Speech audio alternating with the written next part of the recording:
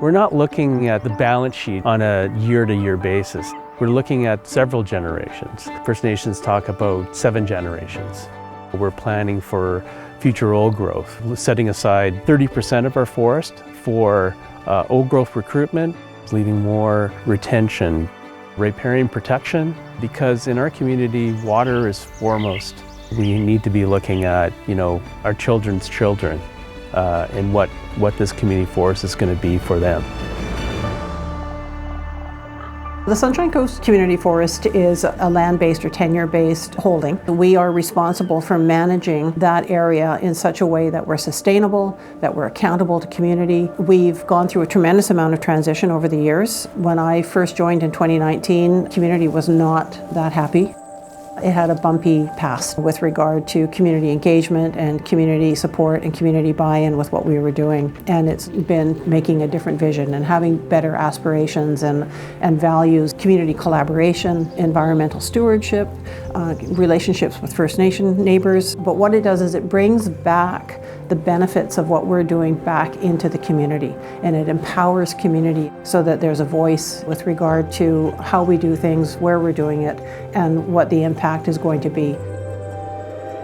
We're out here today in Block AN27. We wanted to do something different here to try to implement some alternative harvesting practices. We're trying to implement a partial cut where we remove some of the value and some of the timber, but leave an intact forest canopy behind.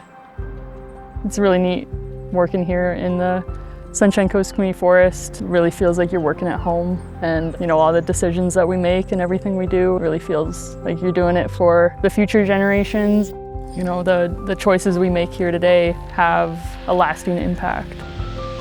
Forestry is about every tree that you cut down and looking at what wildlife is being affected, what ecosystems are being affected, and I think there's a genuine attempt to balance the priorities of the community. When it first started, the community was under the impression that it was just another forestry company. But in the last 5 years, it's really shifted towards something different.